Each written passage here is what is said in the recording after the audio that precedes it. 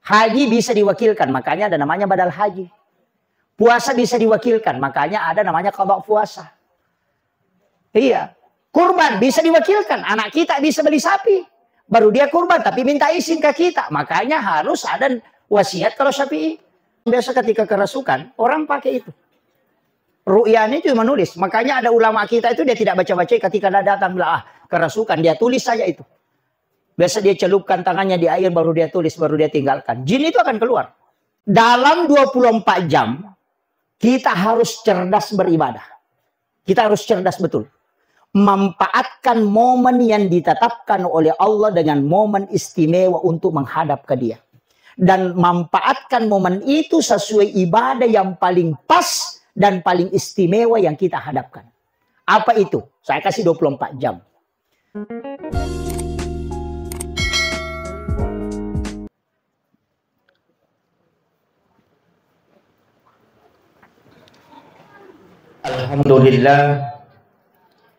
Alhamdulillahi Rabbil Alamin.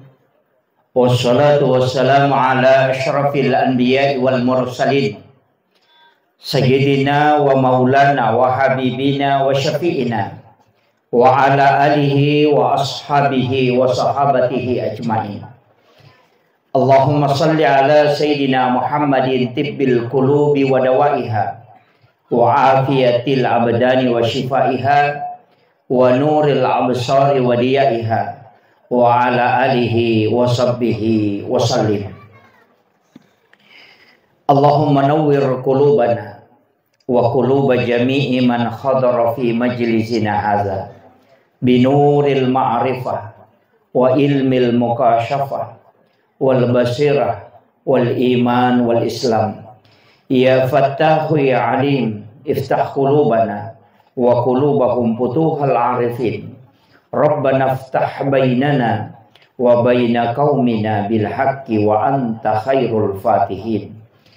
Hadratal muhtaramin wal muhtaramat, ikhwanu fillah yang kami muliakan dan kami ta'zimi, para alim ulama, Bapak Imam, beserta seluruh pejabat pemerintah yang sempat hadir, Bapak Kepala Desa, Bapak Kepala Dusun dari Babinsa dan Babin Kantipmas, seluruh tokoh adat, seluruh orang tua kami yang sempat hadir, terkhusus kepada seluruh tamu undangan yang insya Allah semoga kesemuanya dirahmati dan dimuliakan oleh Allah Subhanahu wa Ta'ala. Wabil khusus kepada takmir masjid dan pelaksana kegiatan ini sungguh sangat luar biasa. Ini panitia yang kekompakannya sehingga bisa terlaksana kegiatan seperti ini. Dan itu tidak nampak di depan panggung, tapi keberkahannya insya Allah luar biasa. Jadi kita doakan semoga semua yang bekerja dan semua yang memberikan sumbangsi demi terlaksananya acara ini, Allah bukakan keberkahan di dunia dan di akhirat, sekaligus mendapatkan syafaat kelak dari baginda Rasulullah Sallallahu Alaihi Wasallam. Amin amin ya rabbal alamin. Bapak Ibu sekalian, acara ini tidak ada temanya. Yang ada silaturahmi. Di samping ada kurban. Ya, jadi ini dua hal yang memang bulan ini kita menjelang memasuki bulan Zulhijjah. Amalan di bulan Zulhijjah itu ada beberapa yang sangat istimewa. Makanya sebelum kita memasuki bulan Zulhijjah, mestinya kita persiapkan memang. Yang pertama adalah amalan yang sangat disukai dan dirindukan oleh Allah, itu 10 pertama bulan Zulhijjah.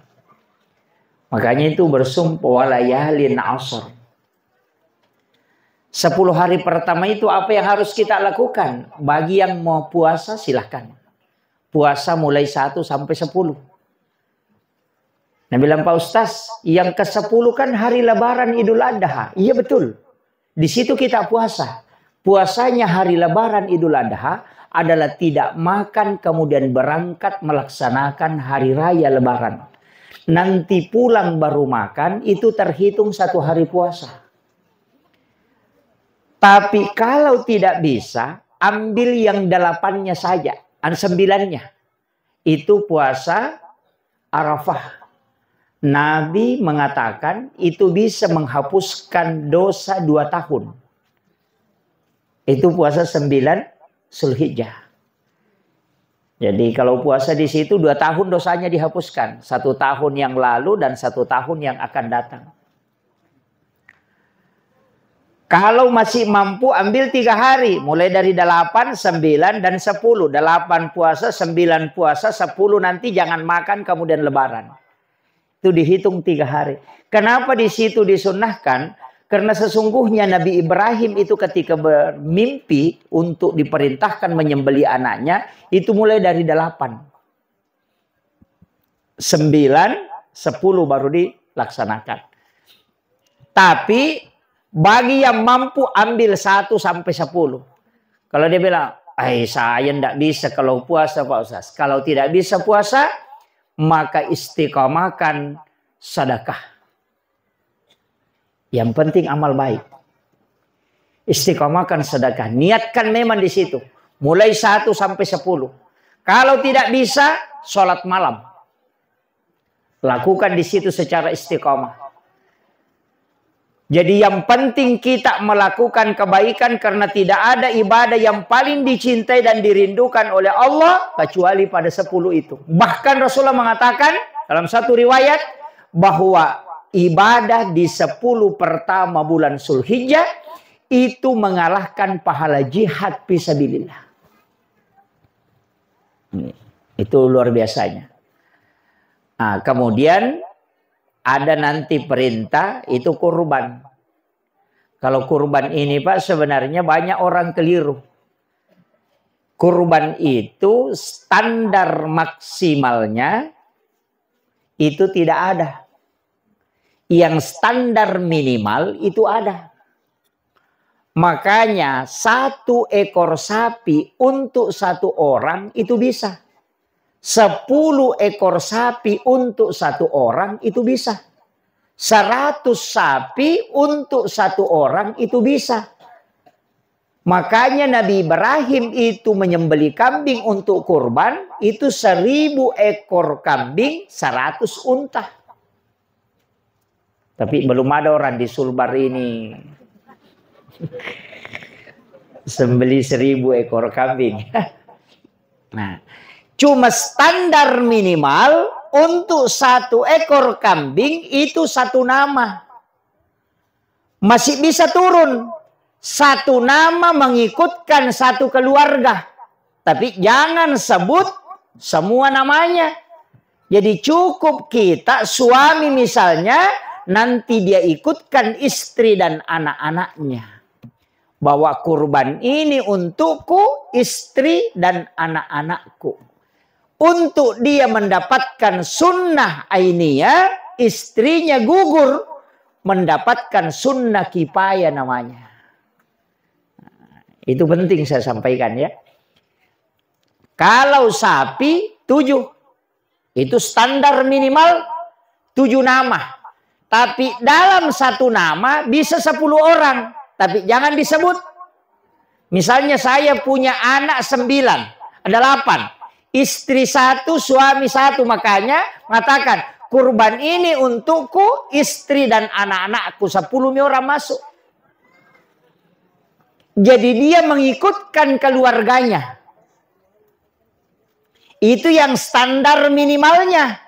Kalau mampu masukkan istri dan suami, masuk 2-2, masukkan 2-2. Ambil 2 nama. Kalau mampu 1 ekor 1 keluarga, silahkan 1 ekor. Kalau mampu 10, 10. Nah bilang tidak bisa sapi Pak Ustaz, tidak bisa tahu kambing. Ayam saja.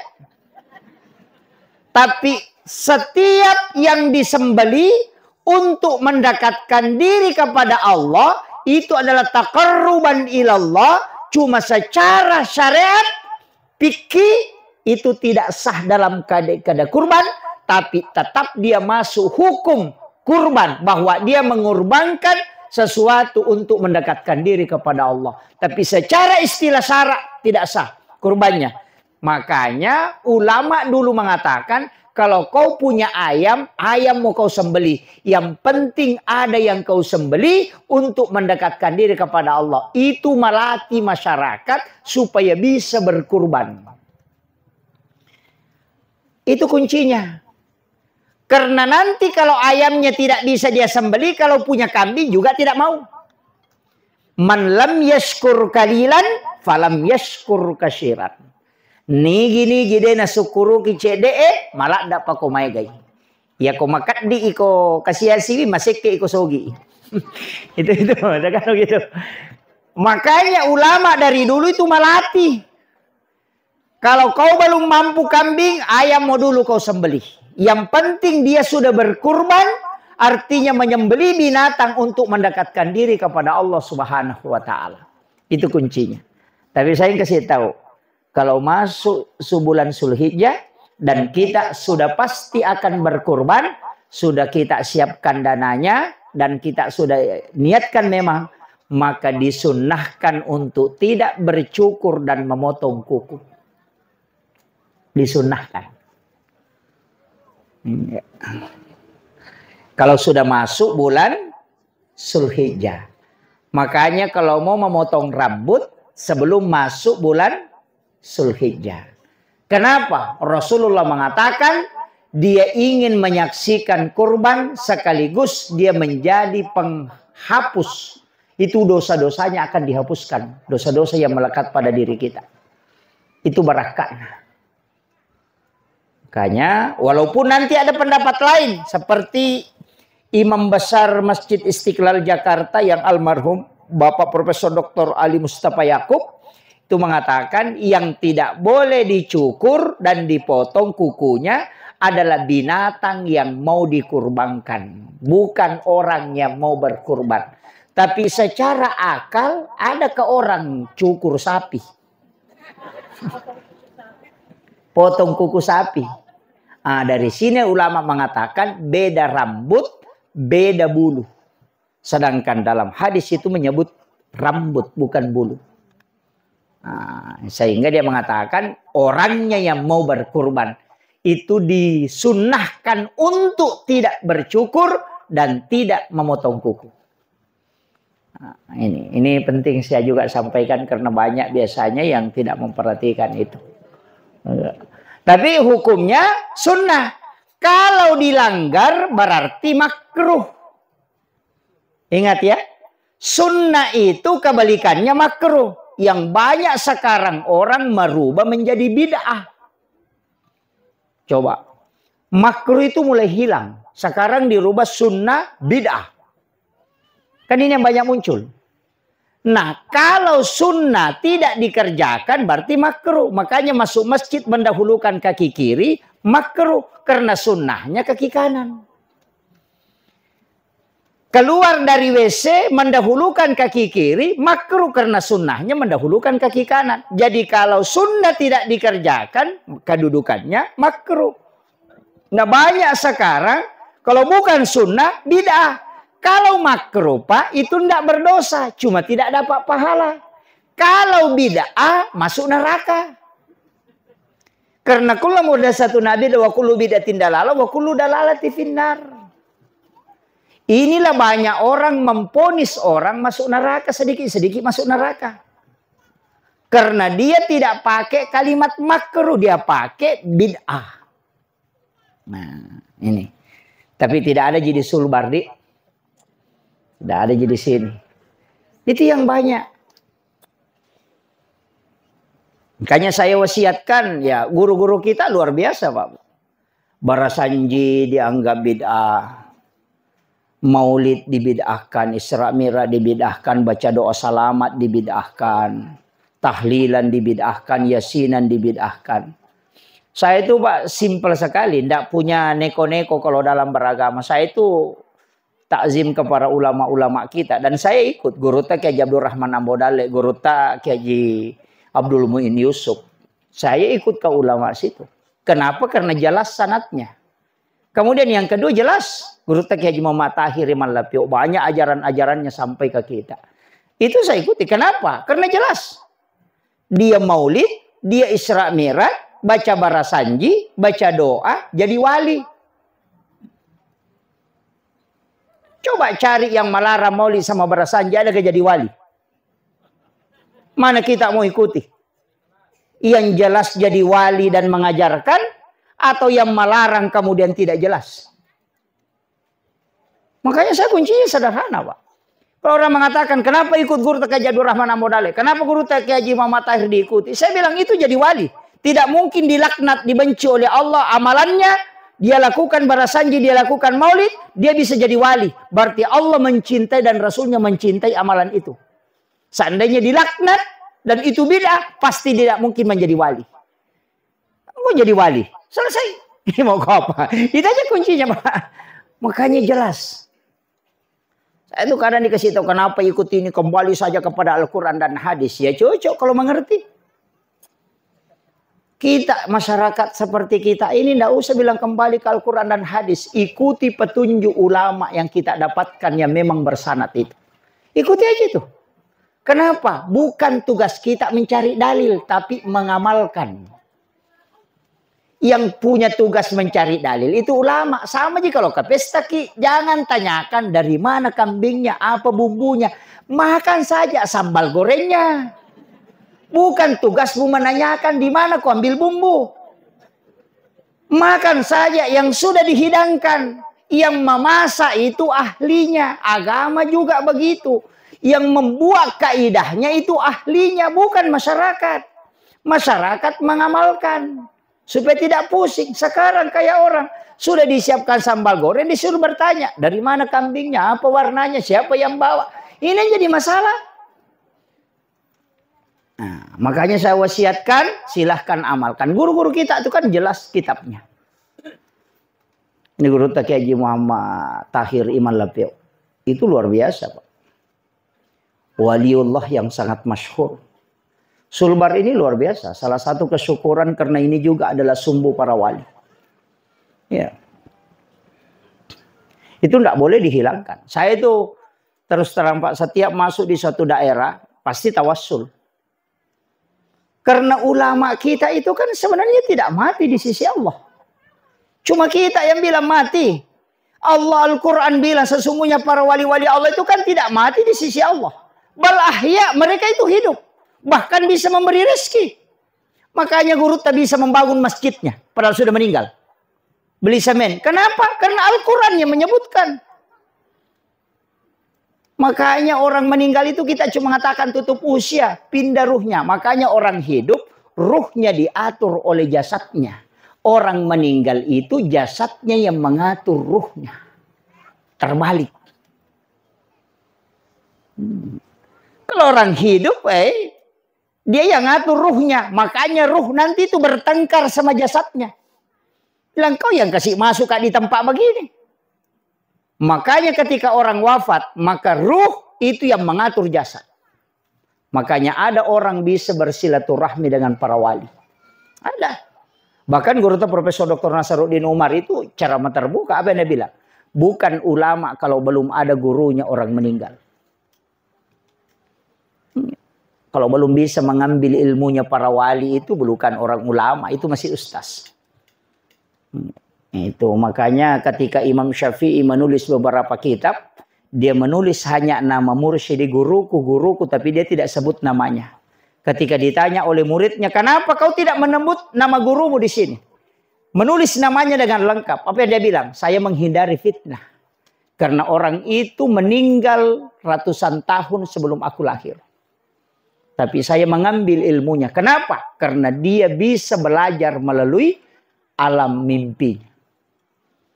Nah, itu diajarkan oleh para ulama. Itu kalau mimpinya ulama Pak, tidak sembarang.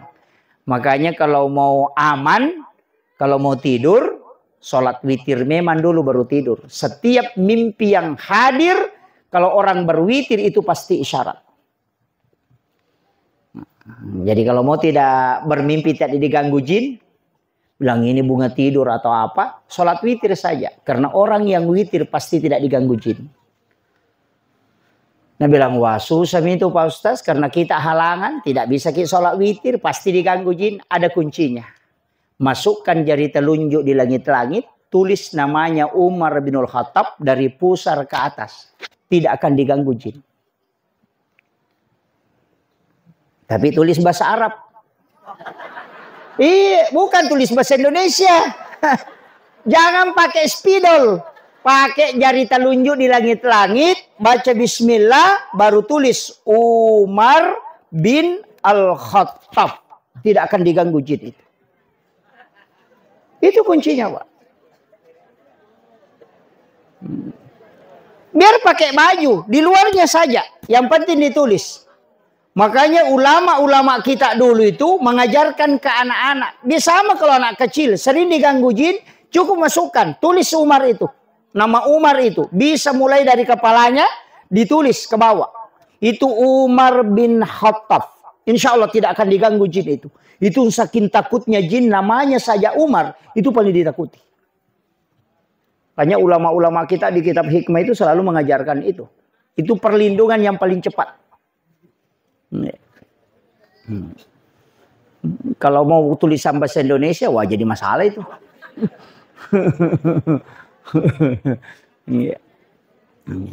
Iya, dipakai itu. Bahkan ada orang yang biasa ketika kerasukan, orang pakai itu. Ru'yani cuma nulis. Makanya ada ulama kita itu dia tidak baca-baca ketika dia datang bilang, kerasukan, dia tulis saja itu. Biasa dia celupkan tangannya di air, baru dia tulis, baru dia tinggalkan. Jin itu akan keluar. Itu simpel, Pak. Kemudian, sedikit saya bahas ini, karena ada juga hal penting ini, Pak. Kemarin saya sempat ditanya beberapa kali. Ada jamaah kita itu hampir menyamakan kurban dengan akikah. Sehingga dia mengatakan, bagaimana hukumnya ini? Belum di akikah mau berkurban. Saya bilang, itu kurban setiap tahun. Akikah itu 1 kali seumur hidup. Akikah itu perintahnya 1 kali saja seumur hidup. Kalau kurban setiap tahun bagi yang mampu. Nah bilang belum mampu pilih akikah Ustaz. Nah sampai lagi hari kurban, ambil 2 bagian. Kalau sapi, 1 bagian untuk kurban, 1 bagian untuk akikah. Kasih tahu Pak Imam, sembeli akikah itu anuku. 1 kurban. Jadi Pak Imam 3 anukan. Ini untuk kurbannya si anu, si anu, si anu, dan akikahnya si anu. Baru disembeli. Begitu. Nah bilang, 1 Ustaz, saya cuma punya misalnya uang 2.500.000. Itu mau dipakai berkurban. Kurban dulu, jangan dulu akikah. Nanti selesai kurban ada cara di rumah tak, kasih manika nak tak, sembeli sapinya, niatkan untuk sembeli kurban. Akikah. Bapaknya baru dipakai makan untuk pernikahan, tidak masalah. Iya. Tagere akikah nina petan rema Pak Boting. Itu aja kuncinya. Di kadang orang tidak mengatakan, wah ini belum diakikah. Akikah itu 1 kali saja seumur hidup. Biar ganti nama 100 kali tidak diakikah nih.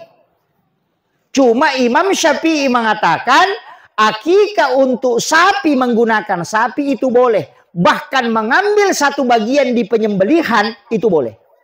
Misalnya kita tidak mampu beli kambing. Uang tak cukup, cuma cukup untuk 1 bagian dari sapi yang 7 itu. Makanya datang ke tempat penyembelihan, kasih tahu sembeli akikah, saya ambil 1 bagian. Itu boleh. Syafi'i itu di kitab Al-Um. Itu kuncinya. Kemudian ada juga lain-lain. Nah bilang ini tahun suamiku berkurban, tahun depan saya. Tidak ada di sini, Dik? Ada. Wah.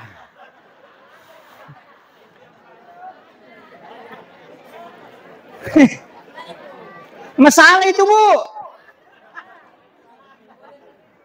Kalau Kalau berkurban, ndak usah gantian. Masalahnya juga tidak dijamin masih hidup tahun depan. Berkurban ki tahun ini suami tak atas nama. Nanti dia ikut kangi, dapat nih pahalanya. Boleh berniat begini. Tahun ini suamiku, tahun depan suami istri. Nah, dua-duanya berkurban. Berapa nak bayar orang di sini Pak satu orang?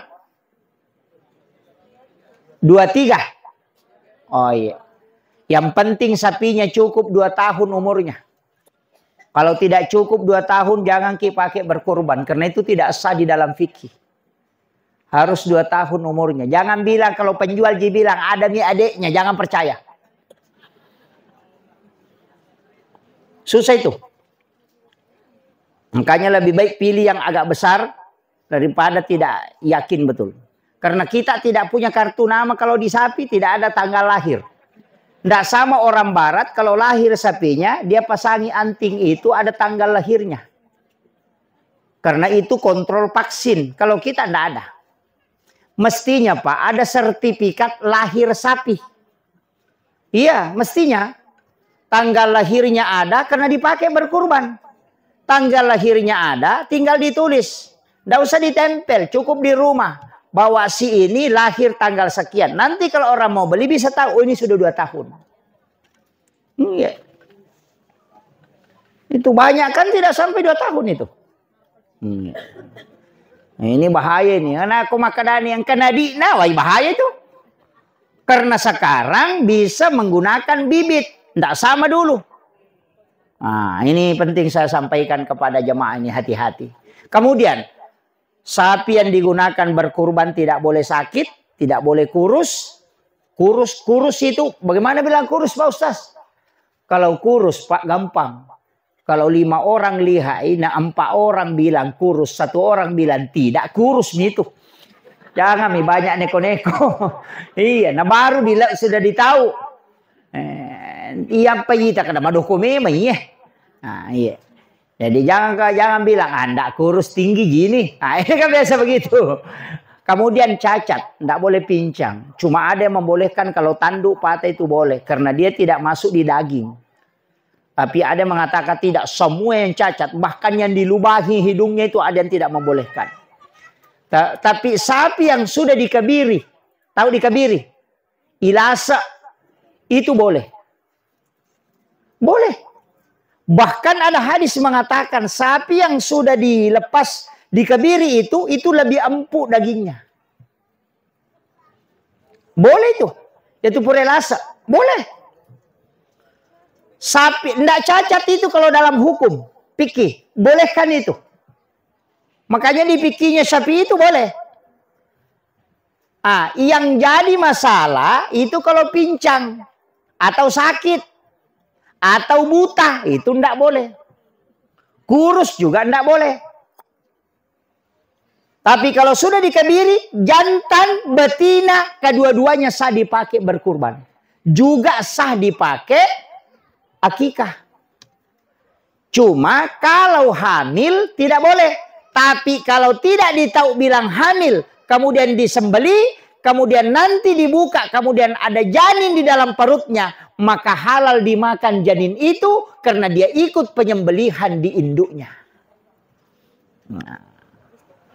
Tapi kalau ditahu dia hamil, maka dia haram dimakan. Tapi kalau tidak ditahu, nanti sudah disembeli, baru dibuka, baru dilihat ada janin, maka ambil janin itu karena dia halal. Makan karena penyembelihannya ikut sama induknya. Itu kuncinya dalam fikih ini. Tapi ingat, bagi yang tidak mengetahui, kalau sudah tahu memang itu haram. Nah, ini itu hati-hati di situ, Pak. Tapi ada penting sekali nih, yang paling jarang orang lakukan. Kalau akikah, apa namanya kurban, itu ndak boleh kulitnya dijual.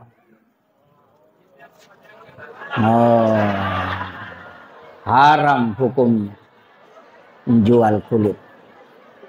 Yang kedua, penyembeli tidak boleh dapat upah sembelihan daging dari kurban itu. Tunggu dulu, belum selesai, baru koma.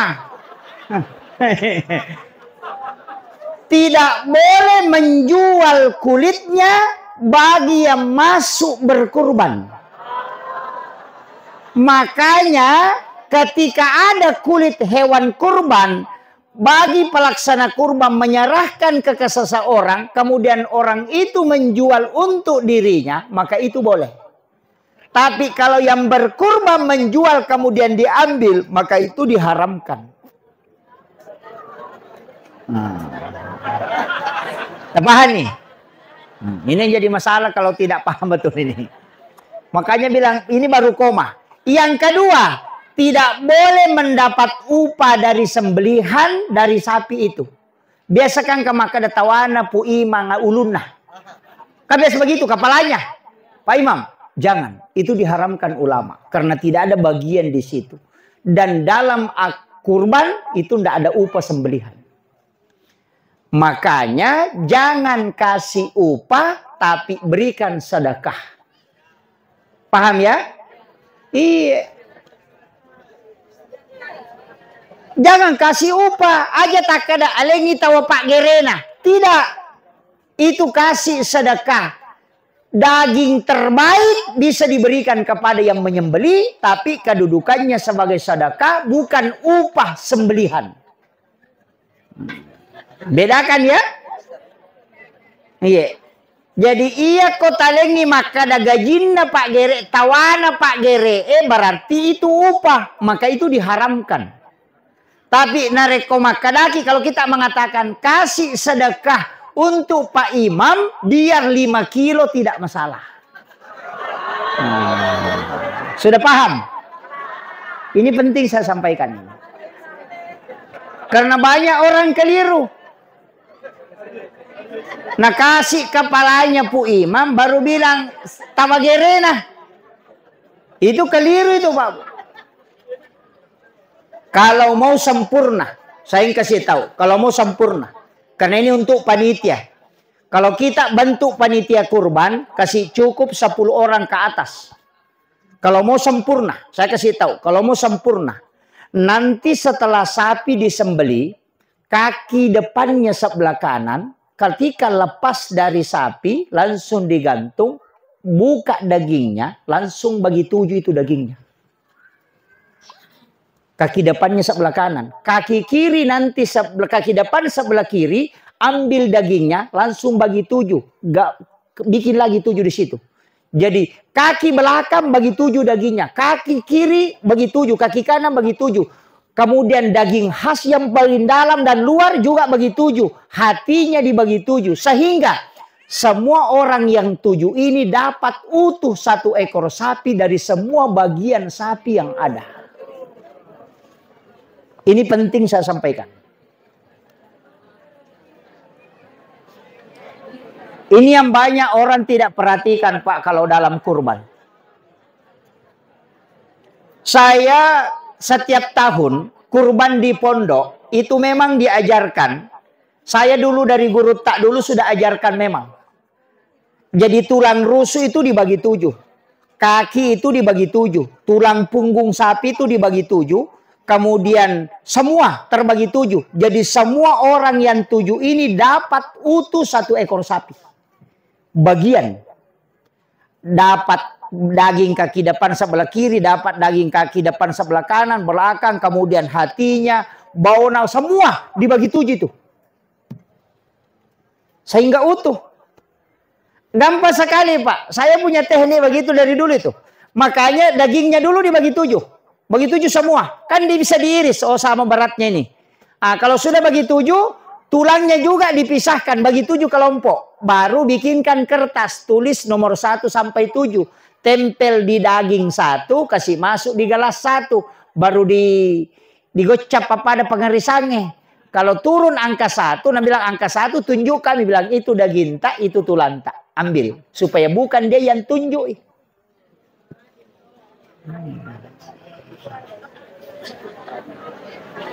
Iya. Kan biasa ada itu, pergi memang berdiri, nah sang ini nanti ku ambil.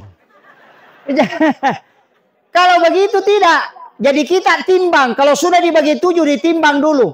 Kalau sama beratnya semua, sama berat semua, kan ada istilahnya jamelana. Kalau kurang itu dipakai tambahkan supaya sama semua beratnya.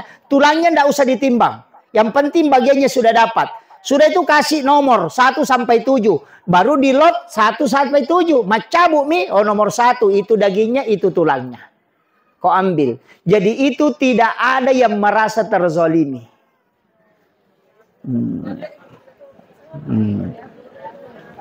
Tidak susah Pak. Justru itu lebih mudah. Karena daging sapi tidak baku campur-campur. Nah, saya kalau kurban itu biasa sampai 10 sapi. 10 sapi di pondok itu menghandle itu saya potong-potong memang. Jadi ini penting saya sampaikan. Dari dulu itu memang guru tak sudah ajarkan. Apa pesannya? Ini yang saya takuti. Jangan sampai nak kurbannya orang utuh tapi dia dapat bagian tidak utuh. Walaupun pahalanya sudah sampai tapi tetap haknya kau harus kasih. Oh sudah. Ini makanya panitia hati-hati Pak. Tanggung jawabnya itu berat. Ya. Kemudian saya sampaikan, kalau yang sering menyembelih sapi, kayak masjid kita, belikan parang Pak Imam. Ya sudah ada ya? Ya alhamdulillah. Parang sekarang murah. Yang paling tajam saya dapat kalau lihat anunya itu Pak, Turki biasa itu yang tajam. Pisau Turki. Jadi ada beberapa itu. Kalau Jerman itu Epdik. Jadi ada Brasil juga kayak Tramontina itu kan Brasil. Kalau Boller K1110 652 itu Jerman. Epdik juga Jerman. Tapi kalau Epdik itu biasa dipakai 3 tahun tidak diasah. Ya. Sebenarnya menyembelih sapi itu kan dikasih menghadap ke Ka'bah, Baitullah. Kemudian dia bersandar di badan kirinya, berarti kanannya di atas. Kemudian usahakan jangan potong urat yang dari tulang iga tembus ke tulang kepalanya. Kan ada itu saraf, itu enggak, jangan putus itu. Yang diputus itu jalur makanannya dengan 2 kiri kanan yang di sini. Yang terputus. Makanya kalau menyembelih usahakan kasih rapat baru ditarik. Usahakan jangan lewat ke atas. Karena kalau dia kena saraf yang di atas yang dari tulang iga itu tembus ke kepala. Maka itu biasa banyak dampaknya. Makanya dilarang memang dalam fikih itu. Dilarang. Makanya penyembelihan itu tidak sembarang juga. Sama aja sebenarnya kalau napas. Ditunggu itu saja napasnya. Kalau sapi itu kan masuk, berhenti sejenak baru keluar. Keluar berhenti sejenak baru masuk. Ada jadanya itu. Kalau kambing tidak. Masuk, keluar, masuk. Kalau sama ayam. Kalau sapi tidak. Masuk, tertahan, keluar. Masuk, tertahan, keluar. Begitu. Makanya yang paling bagus ketika napasnya tertahan baru kita sembelih.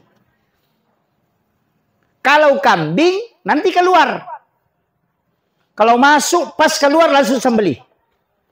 Jangan biarkan lewat lagi masuk supaya tidak bau. Itu kuncinya. Saya kasih tahu resepnya kalau kambing tidak mau bau. Tapi satu kuncinya kalau pisau jangan dipakai, pisau sembelih jangan dipakai mengiris daging. Khusus memang dipakai sembelih.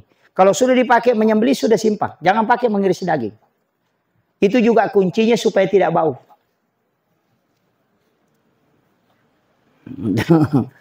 Makanya imam-imam dulu itu kalau sudah pakai pisaunya langsung sembunyikan. Tidak mau dianukan karena memang dipakai itu. Tapi sekarang kan banyak. Dan itu murah-murah sekarang Pak. Kalau pisau Turki itu sekarang sudah 400-an sudah ada. Yang agak mahal itu Boller masih mahal. Masih 1,5 jutaan, 2 jutaan. Sampai masih ada 3 jutaan. Kalau yang Boller K1110 itu yang Jerman. Jadi itu Boller. Sebenarnya begini Pak. Parang itu kan di pabrik jadi. Baru dibikinkan gagang. Kalau pisau sembelih itu dengan gagangnya memang jadi. Tapi memang di pabrik, jadi itu serokarbon. Kalau kita kebanyakan, ambil per, baru disepuh. Bikin parang, itu bukan parang, itu per. Cuma diakali sehingga jadi parang. Begitu. Makanya beli memang yang parang dari pabrik untuk memang dipakai. Kalau sembeli itu pakai orang Arab sembeli unta. Nah itu kuncinya. Kemudian saya kira kalau masalah kurban sudah sampai ke situ sudah ini kan tidak ada masalah toh. Pembagiannya itu kan bagi 3. Satu bagian untuk sedekah, satu bagian untuk yang berkurban, dan satu bagian untuk hadiah. Kalau orang miskin boleh dia makan, boleh dia jual. Kalau orang kaya hanya dia makan, tidak boleh dia jual. Kalau kita boleh kita makan, kecuali kurban nasar tidak boleh, mesti disedekahkan semua. Kayak sekurban nasar, tinjak. Misalnya bilang begini, kalau lulus kianakku berkurban kak, itu nasar. Tidak boleh dimakan dagingnya yang bernasar. Itu harus dia sedekahkan semua. Misalnya begini, kalau laku tanahku 100 juta berkurban kak, maka itu nasar. Tapi kalau bilang kalau nabali orang rumahku berkurban kak, nasar itu atau bukan? Hah? Tinjak? Maksud tinjak? Tidak. Kalau nanti padiku naik gini berkurban kak, itu bukan nasar, itu niat. Kalau nak beli orang mobilku mau kak berkurban, itu niat, bukan nasar. Kalau tanahku nak beli orang berkurban kak, itu bukan nasar, itu niat. Kapan dia berubah jadi nasar? Ketika dia ditukar. Kalau nak beli orang tanahku 100 juta berkurban kak, itu sudah nasar. Bedakan ya. Kalau naik nanti padiku 3 ton berkurban kak. Sekalinya naik 2 ton 900 kilo 90 kurangi 10 kilo tidak berkurban. Sebab kurangi 10 kilo lah seke. Iya. Makanya nasar itu menukar rezeki dengan ibadah. Makanya dilarang Nabi terlalu banyak bernasar. Karena tempatnya beribadah orang kikir kata Nabi. Iya betul. Ya aku lulus anakku mau puasa kak. Kalau ngeso dia lulus dia puasa. Gitu. Nasar makanya ketika ditukar. Kalau laku mobilku mau kak berkurban. Itu niat. Tapi kalau nak beli orang mobilku 100 juta berkurban kak. Berarti itu nasar. Karena mentarget rezeki untuk ibadah. Bedakan ya. Ini penting karena kadang orang tidak tahu bilang mana nasar ini mana niat.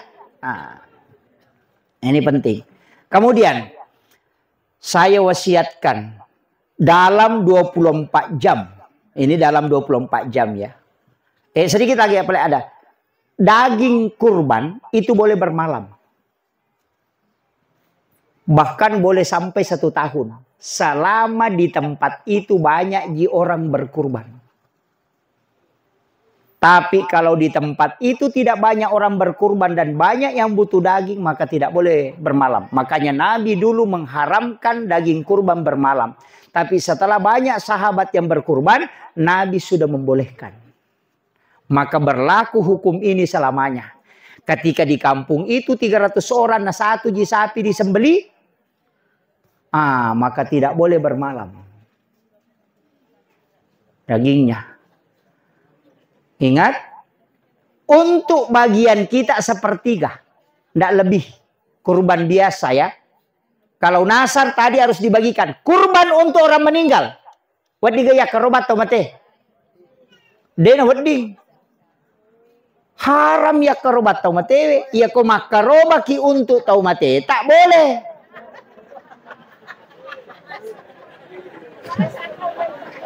Masa tomate mi kerobang? Ini nih.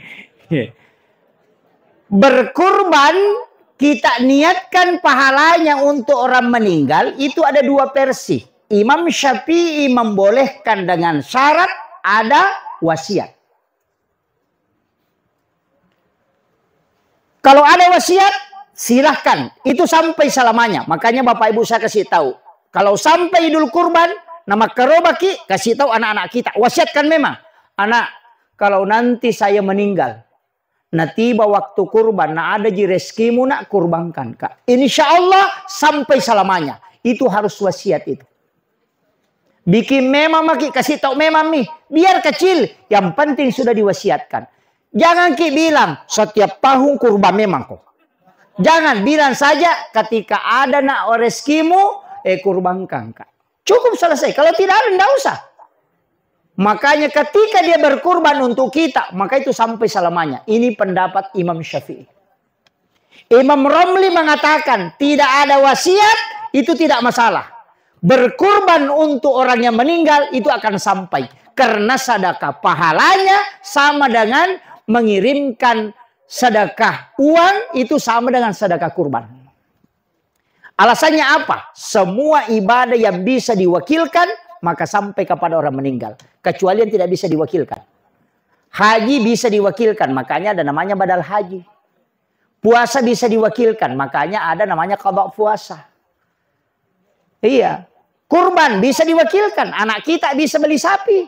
Baru dia kurban, tapi minta izin ke kita. Makanya harus ada wasiat kalau Syafi'i. Nah begitu. Jadi semua bisa diwakilkan. Sholat tidak bisa. Seandainya bisa Pak. Bisa juga itu. Kasih tahu saja. Tidak sholat bapaknya, nanti saya gantikan. Wih, enak sekali kalau begitu Pak. Kasih tahu saja suami, pergi mau di kebun. Nanti saya sholat duhur, ku kasih ku satu.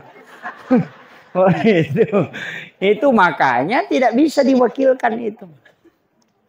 Walaupun nanti ada pendapat ulama mengatakan boleh. Tapi itu tidak masyhur. Makanya saya wasiatkan ini. Makanya ketika ada dua versi lagi nih. Kalau namanya almarhum dikasih masuk, bagikan semua dagingnya. Sedekah. Tidak boleh diambil. Tapi kalau namanya orang hidup yang dikasih masuk, diniatkan pahalanya untuk orang yang meninggal, boleh diambil sepertiga. Sudah mengerti maksud saya? Namanya anak tetap kasih masuk, tapi kasih tahu untuk kurbanmu kau nak niatkan untuk nenekmu. Kenapa alasannya? Kalau tidak sampai pahalanya kembali ke cucunya. Dapat lagi pahala cucunya karena dia berkurban untuk neneknya. Itu bolak-balik supaya tidak lepas. Nah, itu caranya ulama ketika menjelaskan hukumnya itu. Iya. Tapi kalau saya, Nabi bilang satu ji Pak Ustaz, ikutkan saja. Karena Nabi kan kalau berkurban, haza min Muhammad wa ali Muhammad wa ummati Muhammad. Dua kurbannya Nabi. Kalau dia berkurban ini untuk kurban ini untuk Muhammad dan wa ali Muhammad dan keluarganya. Yang kedua wa ummati Muhammad. Rasulullah itu sudah mengkurbankan umatnya yang tidak mampu berkurban. Makanya yang orang miskin tidak mampu berkurban, usahakan perbanyak sholawat kepada Nabi. Dia sudah kurbankan kita. Azizun alaihi ma'anitum harisun alaikum bil mu'minina raufur rahim. Sungguh berat terasa Rasulullah tidak ingin melihat kita dalam keadaan susah. Dia sudah berkurban untuk kita. Itu luar biasanya. Tapi saya kasih tahu begini. Ada pesannya Rasulullah. Siapa yang sampai di Idul Kurban dan punya kemampuan berkurban dan tidak berkurban, falam yaqrabanna musallana, kata Nabi. Kasih tahu dia supaya jangan dekat dari masjid.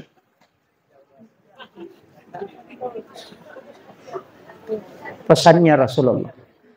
Kalau ada orang Pak masuk Idul Kurban, nah mampu berkurban dan tidak berkurban, Rasulullah bilang kasih tahu itu orang supaya tidak usah dekat dari masjid.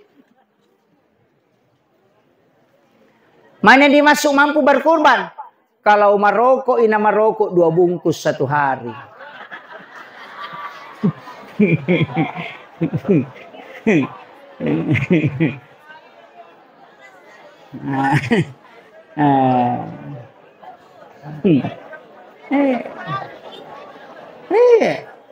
Berapa hari dalam 1 tahun? 360 hari. 1 batang saja nambil. Kan dapat itu, Pak. Makanya usahakan. Tapi memang ada orang tidak mampu, Pak. Jangan dipaksakan. Kecuali pegawai bisa ada terima gaji nanti, tidak sempat, belum keluar gajinya, itu boleh utang. Dibolehkan. Yang penting jelas bahwa karena terima gajinya nanti. Belum datang uangnya. Boleh ngutang dia untuk dia pakai berkurban, nanti dia tutupi ketika gajinya sudah keluar. Tapi yang tidak terima gaji jangan coba-coba. Jangan bilang nanti Allah yang tahu, oh tersiksa kok. Nah, itu tidak boleh. Makanya hanya bagi yang mampu.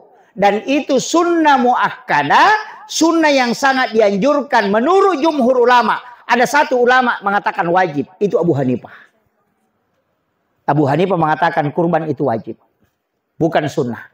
Karena Nabi mengatakan kalau mampu dan tidak berkurban, suruh jangan dekat dari masjid.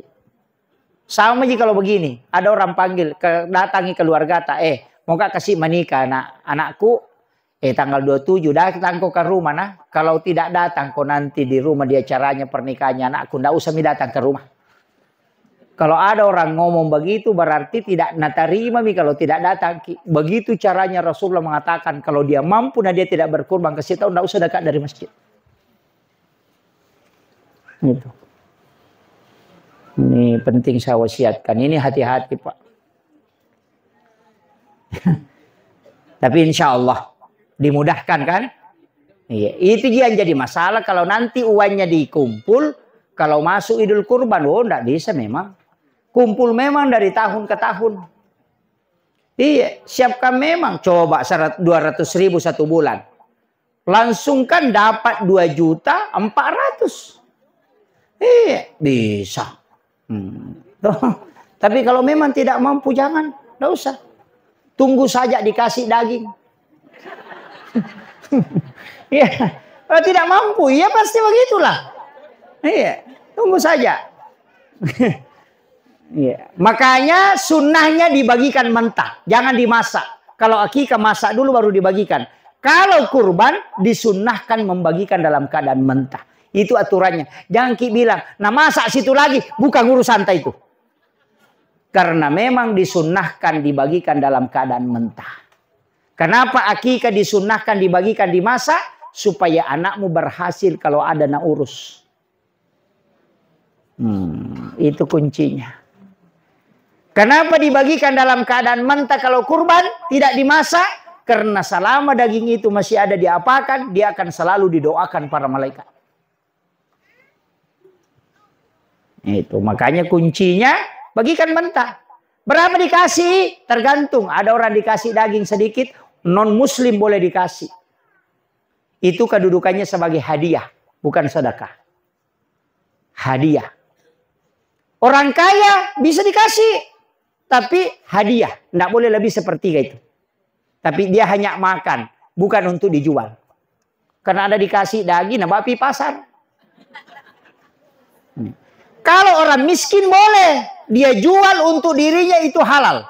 Kalau orang kaya tidak boleh. Nah, itu kuncinya. Kemudian. Saya masuk sedikit. Ini sudah 1 jam ini, Pak. Ya, pas 1 jam. Mau matan raya nama takko bagiku si Jani. Saya kasih tahu begini.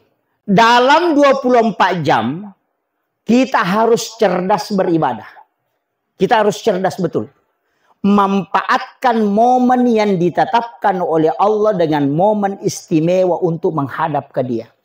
Dan manfaatkan momen itu sesuai ibadah yang paling pas dan paling istimewa yang kita hadapkan. Apa itu? Saya kasih 24 jam. Ada waktu sebelum matahari tenggelam, itu waktu istimewa berdoa. Bukan waktu berkeliaran.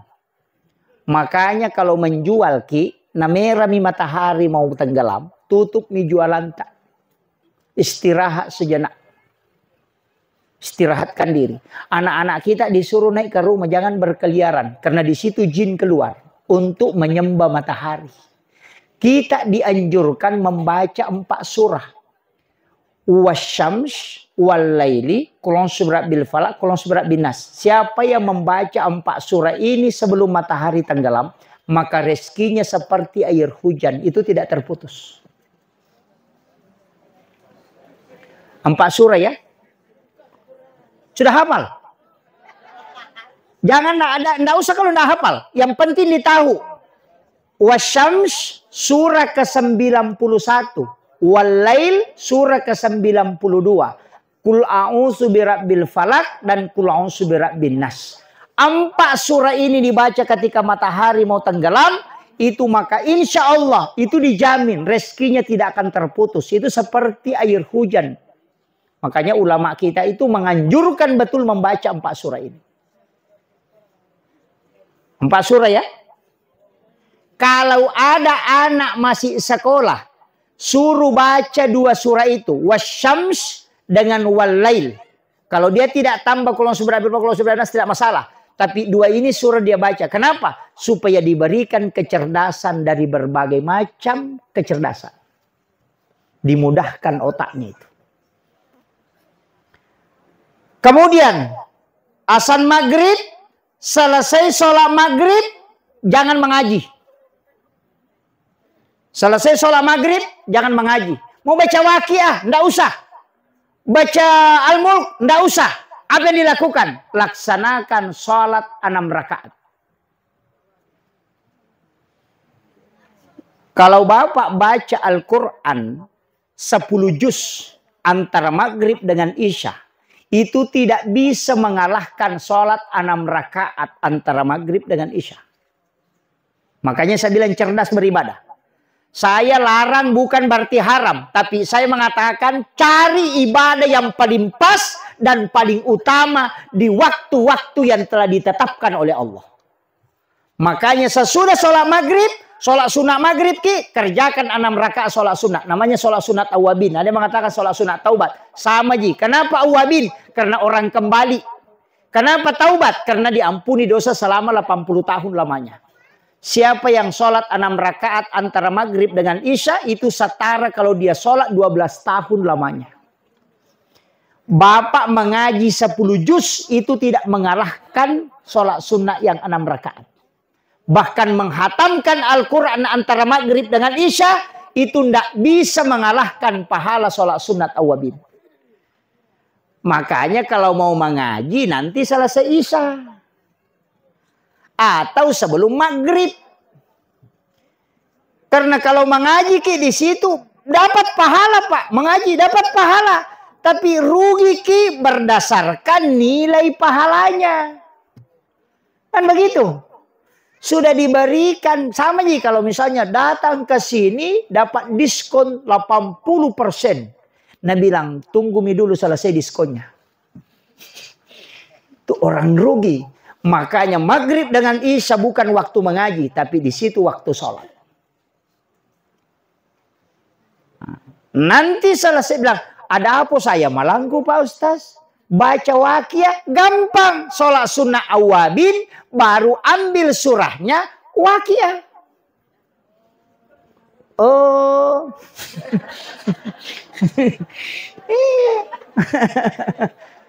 Ambil surahnya Waqiah. Atau suratul mulk. Ambil suratul mulk. Baca di dalam sholat. Tinggal dibagi 6. Bila tidak dihafal. Ambil Al-Quran kasih berdiri. Baru buka. Boleh. Bahkan ada ulama Hanafiya mengatakan. Lebih afdal melihat Al-Quran ketika sholat. Karena matamu akan terjaga. Dan lebih berkah ketika engkau melihat Al-Quran. Iya. Cuma kekurangannya kalau mati lampu langsung stop.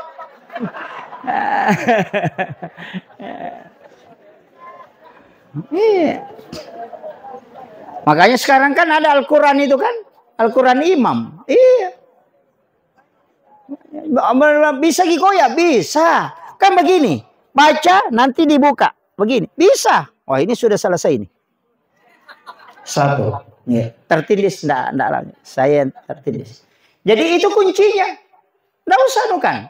Nanti selesai isya kalau mau mengaji, di situ pas. Apa yang dibaca? Jangan tinggalkan suratul Mulk kalau ingin terjaga jasadnya di dunia sampai di alam kubur tidak akan hancur. Kalau tidak bisa, tapi baca dalam keadaan ada wudhu. Kalau tidak bisa baca Mulk, maka basmalah 100 kali rutinkan. Baru penutupnya tutup suratul Fatihah, baru minta berkahnya. Tidak ada binatang di alam kubur yang mau memakan jasad orang yang melanggengkan basmalah.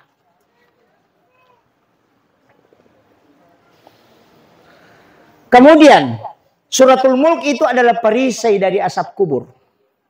Sebenarnya ada beberapa amalan itu Pak supaya orang tidak terkena azab kubur. Ada beberapa di kitab itu termasuk kalau memasukkan orang ke dalam lahat. Ketika sudah dibaca bismillah ala millati wa sunnati rasulillah. Ambil tanah 2 genggam. Bacakan inna ansalnahu 7 kali. Setiap 1 kali sampai itu ditiupkan ke tanah. Nanti ketika sampai 7 kali. Yang di tangan kanan itu ditaburkan di bagian kulitnya menyentuh di bagian mukanya.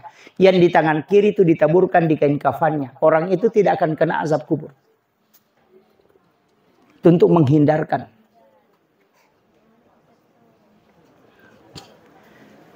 Termasuk juga yang sering orang tidak pakai itu mandi penutup. Kalau selesai memandikan jenazah kan ada air terakhir itu. Yang dikasih harum-haruman.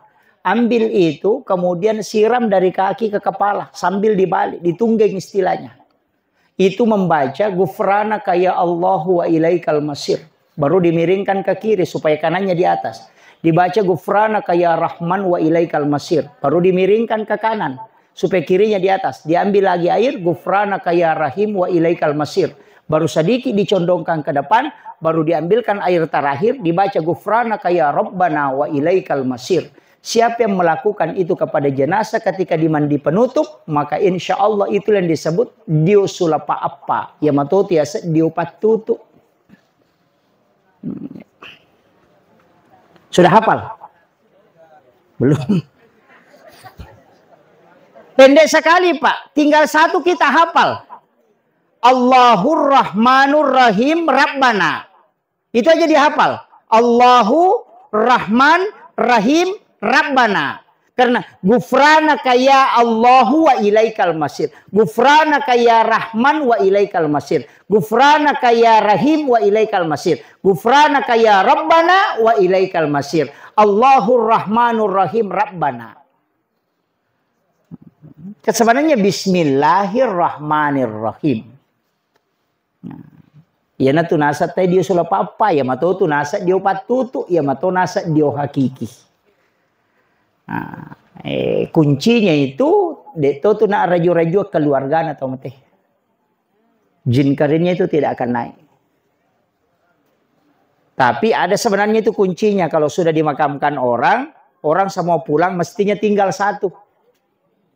Sekitar 40 langkah ditinggalkan itu tempat pemakaman baru ambil tanah di bagian kepalanya mulai dari kepala. Itu diambil, baru bacakan inna ansalnahu, baru dikasih kembali. Ambil di bagian pusarnya, pas lurusnya itu, bacakan inna ansalnahu, baru dikasih kembali. Baru di bagian kakinya. Tapi orang terakhir, tidak ada di belakang tak.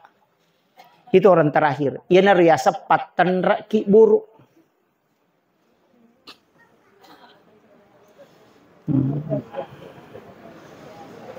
Biasanya dipakai Pak.